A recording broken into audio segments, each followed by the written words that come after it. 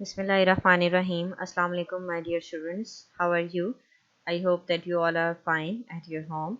Today, we are going to start our new chapter, that is chapter number 2, Changes in Matter. This chapter belongs to your Science 2 book, which is Lower Secondary Science 2, and the page covering of this chapter are page number 10 to 12 that we will cover in our today's lesson. And the week is that will continue from 18th May to 22nd May 2020. The subtopics that we will cover in today's video, the first subtopic is rearranging atoms in a chemical reaction, second one chemical equation, and third one changes in states of matter. And the review exercise that you will do from page number 15 to 16, and questions that we will cover from question number 1 to question number 4. There are some teaching resources that are required for this lesson, and that is your lower secondary science 2 book, workbook, and PPT slides. There are web links also and internet connection. The teaching methodology that I have used for preparing this lesson, or that we will be using these aids like audiovisual aids, charts or tables, and some educational videos. Okay students, there are some learning objectives of this today's lesson. By the end of this lesson, you will be able to differentiate between physical and chemical change. You will be able to demonstrate that changes in matter are due to the arrangement of atoms and molecules. This is a very important objective, and if it is accomplished and fulfilled, that means the purpose of today's lesson is fulfilled. You will be able to define a chemical reaction and illustrate a chemical equation, and you people will be able to explain that changes in states of matter is also due to changes in motion of atoms or molecules. Before starting today's lesson, let's revise certain concepts. The very first concept that I am very sure that you have learned in your previous chapter, atoms and molecules, that what is a matter. Students, matter is everything that is around us, and the properties of matter is it must have some mass and it must carry some space, and you know this very well. Matter is anything that has mass and that carries space. So next question that arises, that what are solids, liquids and gases? And you are very much familiar that these are three states of matter.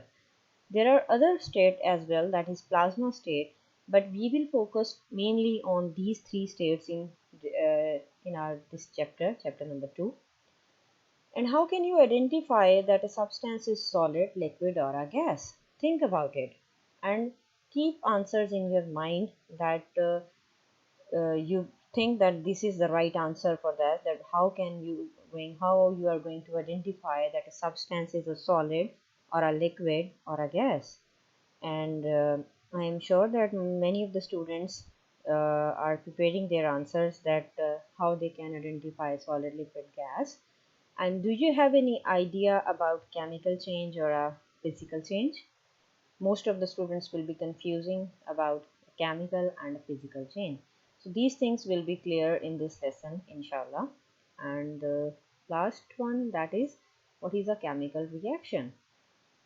Okay, so these things that we are going to discuss today, and I just want to see that what kind of knowledge you previously have about this. So I'm sure that you people will be going to answer it in your mind, or you will be preparing with your answers while listening the video. Okay, so matter is anything that is around us, and it exists in three forms: solid, liquid and gases. And you can identify a substance with physical appearance as well. You can see a solid, you can see a solid and you can identify it is very well that it's a solid. You can see, a brick, and it's very easy for you to identify is it a solid, liquid or a gas. So yes, tell me. Yes, sure, a brick is a solid. What is water? It's a liquid. All right. What is carbon dioxide? It's a gas. Okay.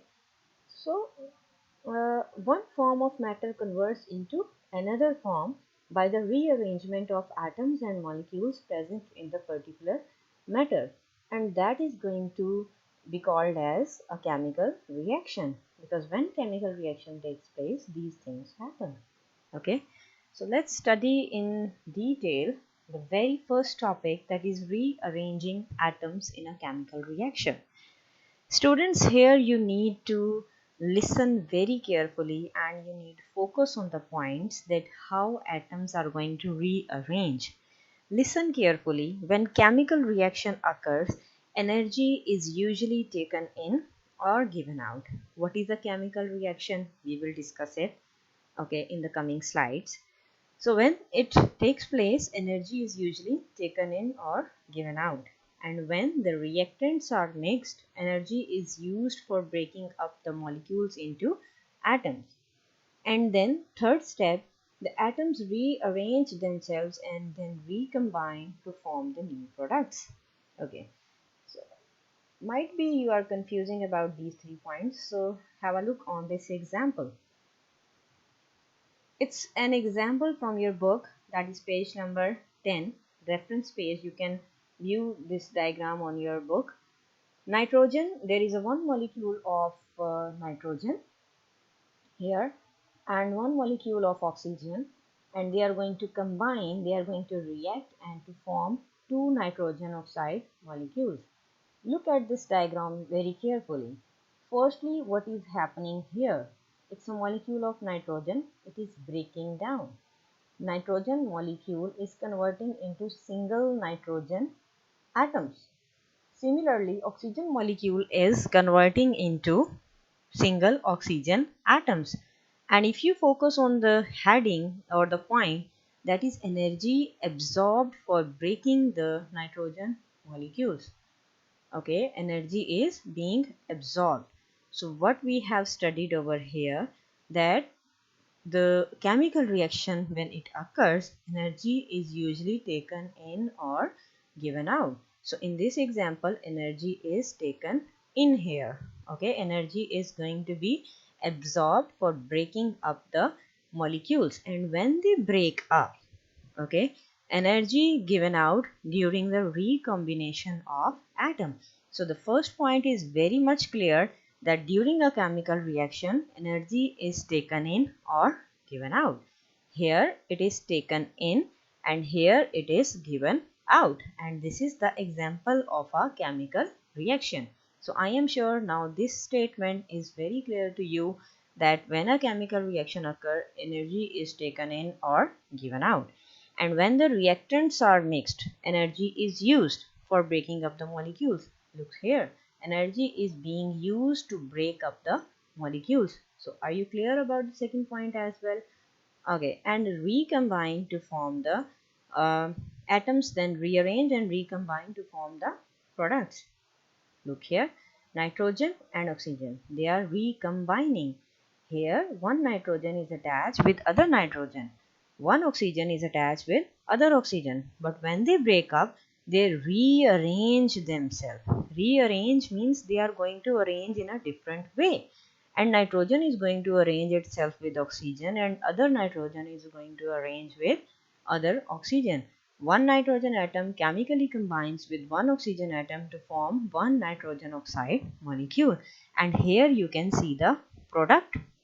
Okay, this product is NO. So here are two molecules of NO, so we have written 2NO, and in the chemically form we can write it as N2 plus O2 and the reaction direction, and it gives you 2NO. So it's the example of chemical reaction between nitrogen molecule and oxygen molecule. Okay, so this was the concept that is being taught to you in this diagram, the rearrangement of atoms in a chemical reaction.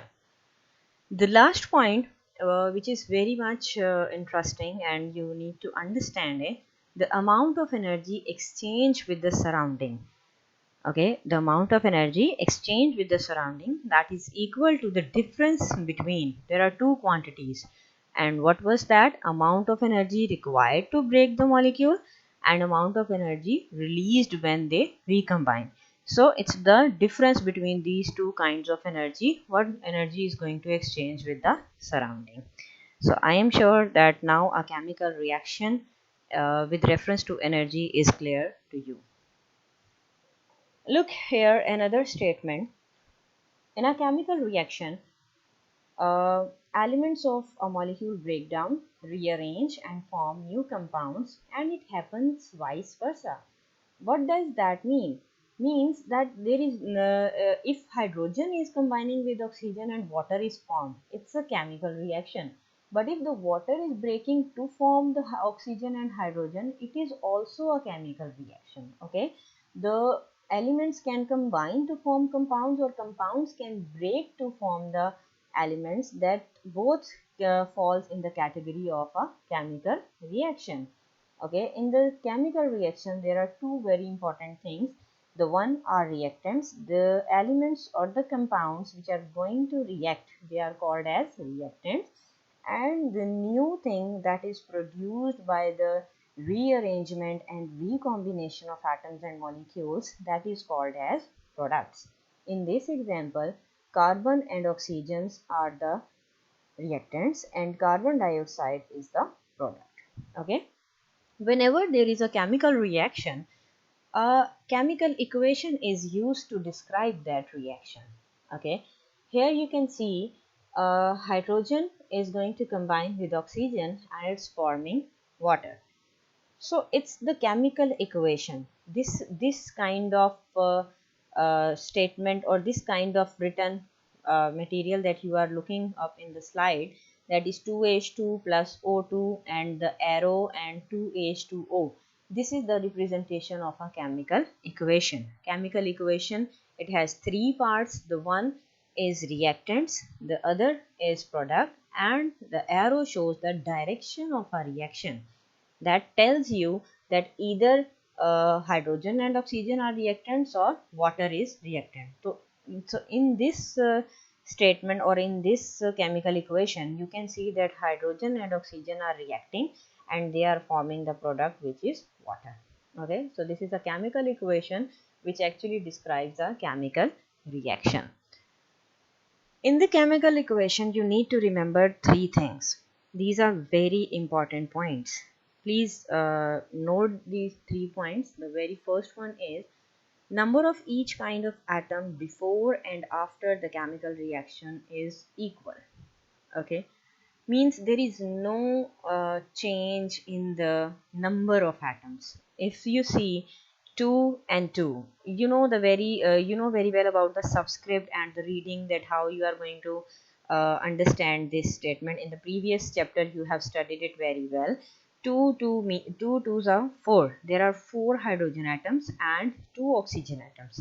So if you see in the product, 2H2O is showing you 2 twos are 4, 4 hydrogen and 2 oxygen atoms. So the number of atoms before the reaction and after the reaction, they remains same, they remains equal. No atoms are created or destroyed in a chemical reaction. Only there is a rearrangement of atoms to arrange in a new pattern to form new molecules. If you see, hydrogen is attached with hydrogen, other hydrogen is attached with hydrogen, and one oxygen atom is attached with other oxygen atom. But what happens when the product form? They get rearranged themselves. In this structure you can see it very carefully. One oxygen and two hydrogens are going or have been attached to this one oxygen atom. So there is a rearrangement of atoms in a chemical reaction. Okay students, while studying the chemical reaction, or while studying the matter, basically you need to understand the very two basic concepts. The one is chemical change and the other one is physical change. Most of the students get confused between these two terms, that how you can say that it's a chemical change and how can you say it's a physical change. So students, please remember these particular terms. A chemical change means the alteration of a substance into one or more new substances with the different properties. This is the key word that you need to remember. Whenever there is a chemical change, the newly formed product will have different properties. On the other hand, a physical change in the state or the form of a substance is without changing the identity of a substance. That means identity maintains. Identity remains uh, same with whenever there is a physical change.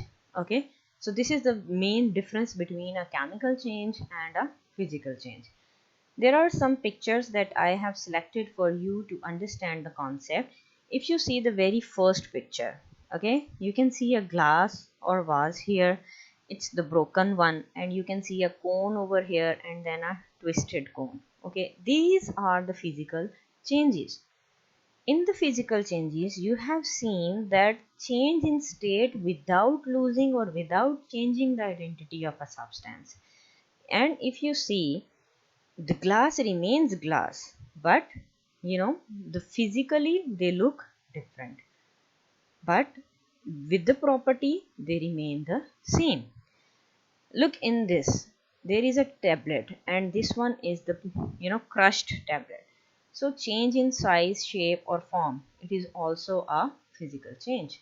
You can see in the other diagram as well, change in state, ice, water and then gas. These changes are also the physical changes. Meanwhile, the chemical change is the transformation of one or more substance into new substances with the new properties.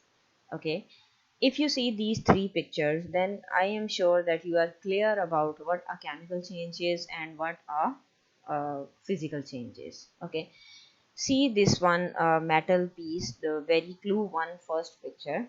When it get rusted, you see the rusted diagram, it is showing you the color change. Can you reverse it? Can you change that color again back to this plain one? No. See the fried egg. You can see this change is very difficult to reverse. Once it is cooked, you cannot make it return back to the normal egg. Okay, and the paper becomes ashes. When the paper burns, it cannot be reversed. So this kind of change is called a chemical change. Okay, focusing towards our main topic, that is changes in matter and state. Changes in matter and state of matter. Please focus these words. Means you are going to study the change in matter as well and in the state of matter as well.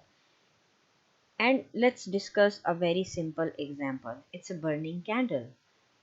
Burning candle includes both processes or both change at the same time, the physical change and the chemical change.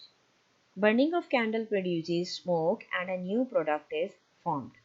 When a new product is formed with new properties, that means it's a chemical change. But when the wax melts during the burning, it again solidifies. Here that change is a physical change.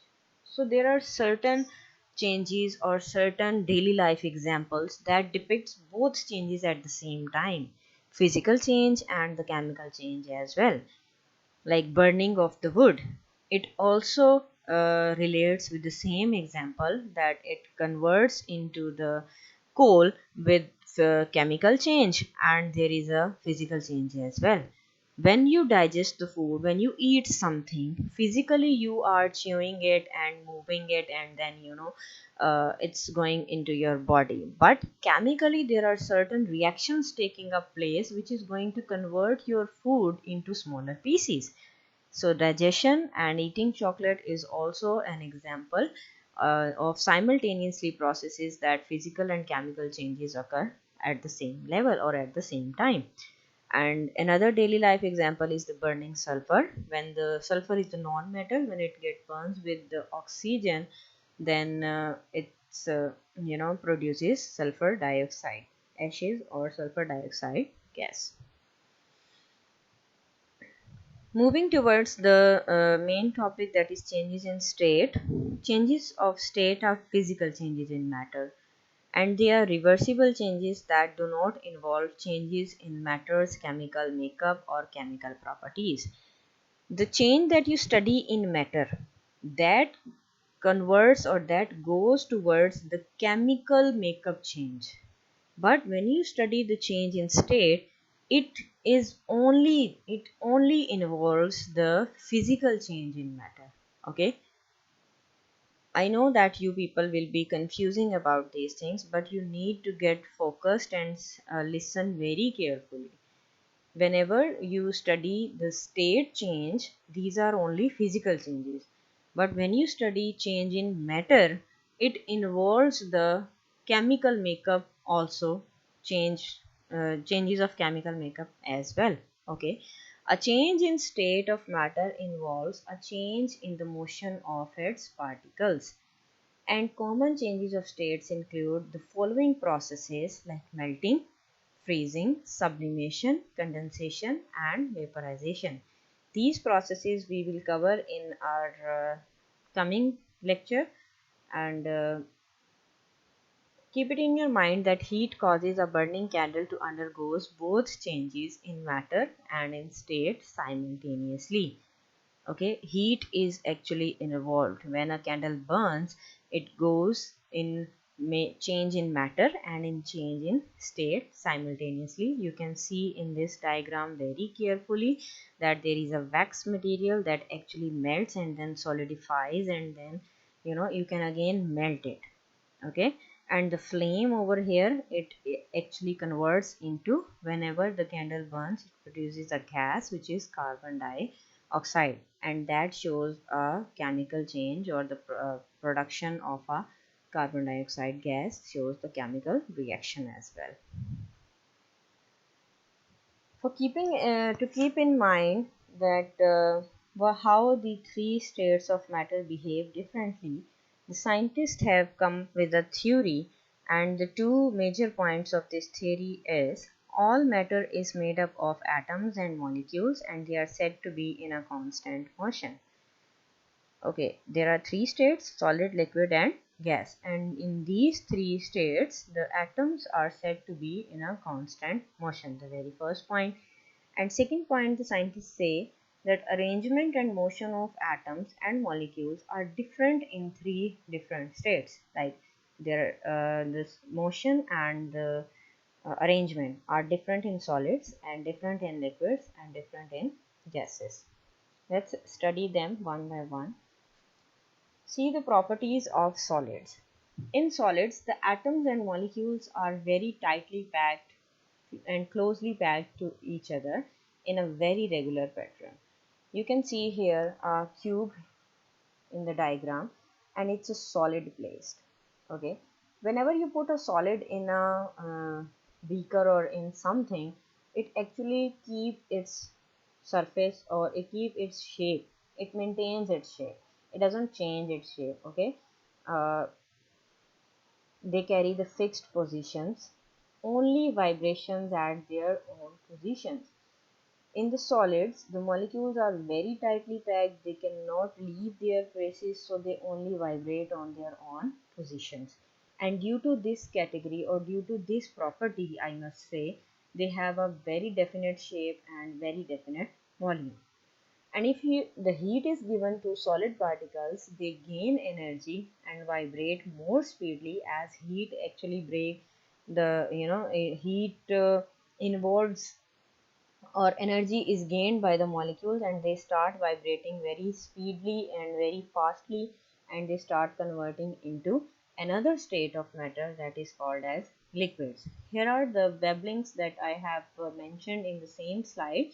These two links will help you to understand that how heat converts the solids into liquids, and how the solids are going to change their constant motion, and how they are going to convert into liquid. So must watch these two links. Moving towards the properties of liquids, here you can see the liquids when you placed in some beaker or in some thing, in something, it actually takes that place. It takes the place of that container. You can see here that you pour some liquid in this container, and it took all the possible space which was present in that container. And liquids, the very first property is they can flow. Particles are very free to move over each other, but they are still attracted to each other. That means in the liquids there are some spaces, not more spaces, but there are some spaces as compared to the solids. These atoms can move from one place to another, and due to this movement or due to this motion, you can say that liquids can flow, and they don't have their fixed position. Whenever you throw or whenever you put some liquid in some container, it will take the shape of that container. Okay, so you can conclude that there is no definite shape, it takes the shape of its container. Okay, whatever the shape of container is, if you put one glass of water in one large beaker, it will take the shape of that beaker. And if you put one glass of water on in some small glass or in some small container, it will take the shape of that small container. Okay, and it has definite volume. What does that mean? That means the volume remains same. If you see, or if you take 1.5 liter of cold drink and you put it in jug or you put it in the large container, the quantity of that 1.5 liter bottle will remain same, either it is in jug, either it is in a large container. Is that clear? So they have definite volume, but the shape will be different. If you put it in the jug, it will take the shape of that jug. If you put it in that container, it will take the shape of that container. So in the liquids, it is said that they do not have a definite shape, but they have a definite volume. Moving towards the properties of gases, gases have the following characteristics, like they do not have definite shape. They take the shape of its container. Here you can see a container. The gas molecules are widely spread in the possible space. And take a very common example in your mind. When you spray a perfume in your room, it actually, when you spray in one corner, you feel the fragrance on the other corner as well. So that means that gases are widely spread. They spread from one place to another, and they do not have shape, they do not have a definite volume.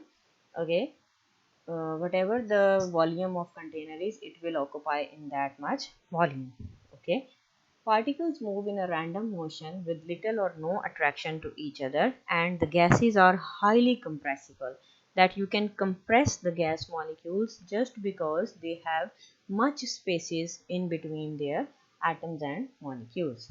And when you again provide the energy to the gas molecules, they can even move farther, they can even move faster, and they can convert into fumes or another form, that is steam. Okay, so coming towards end of today's lesson, you have studied about rearrangement of atoms in a chemical reaction. You also have studied some chemical equations like formation of water or the breaking of water into hydrogen and oxygen, and you studied in detail that what changes on states are, how the solid, liquids and gases behave. So this is a very precise and the sum up of today's lesson. You can see a beaker here, it's of solid, it's of liquid and it's of gases. You can see the properties over here very clearly, and there is a clear difference in the particles of solids, liquids and gases. See, solids have a definite shape, they do not flow, they are impossible to compress because they don't have free spaces to be compressed, and they expand when heat is given to them. And that I have told you earlier that solids can convert into liquids and gases with the help of heat. And in the contrary basis, the liquid have no definite shape and they can flow, and they are very difficult to compress as well. The easiest way to compress, or which state is very easy to compress, that is gases. Okay, particles in solids are strongly bonded to each other, they vibrate very little and they vibrate faster when they get heat. and in liquids they are weakly bonded and break down their bonds easily when the heat is given to them, and they start moving faster when you provide the heat to liquid molecules. On the other hand, gas molecules or gas particles, they are very free, having no bonds between them, and have much more energy than that of solid liquid, and they fly over, bouncing off each other to the walls of container when they put some container. Okay, so this was all about the rearrangement of atoms and changes in states. Okay, you studied three states of matter: solid, liquid, and gases, and what causes them to be changed, and how they look different, and how their properties are different. We have discussed everything in this today's lesson. Students, there is an assignment for you after the end of this lecture. The question 1, can you give another example of matter which undergoes both changes in matter and in state simultaneously? So I am sure that you can give some example from your daily life, that I have discussed some of the examples with you. So please search for this question and write the correct answer. Question 2 is, what will happen to the atom and molecules of a substance when it undergoes a chemical reaction? You are I hope that you will be clear after listening to today's lesson, that how when a chemical reaction undergoes, what happens to the atoms and molecules. Question 3 is, describe the arrangement and motion of particles in solid, liquid, and gas. Question 4 and 5 are very easy MCQs, and you will attempt it in no time. Question 6, that you can refer your page number 11 from your book. There are reactants, molecule of elements B and molecule of elements A, and they are going to react and form molecule of elements AB. There are two questions, that does the above model represent a chemical reaction? Think about it. Give one reason for your answer. I have told you, or I have given you the clues for chemical reaction. So see this chemical equation and tell, is it a chemical reaction? Give your reason and use the symbols to write the chemical equation. You need to practice chemical equation, how you can write the chemical equation. Okay, so these are the educational videos. There are 4 links, and I have mentioned the in front of link that which link is telling you about which concept. So please explore these links and try to learn more from these videos as well. Stay safe and healthy. Allah Hafiz, students.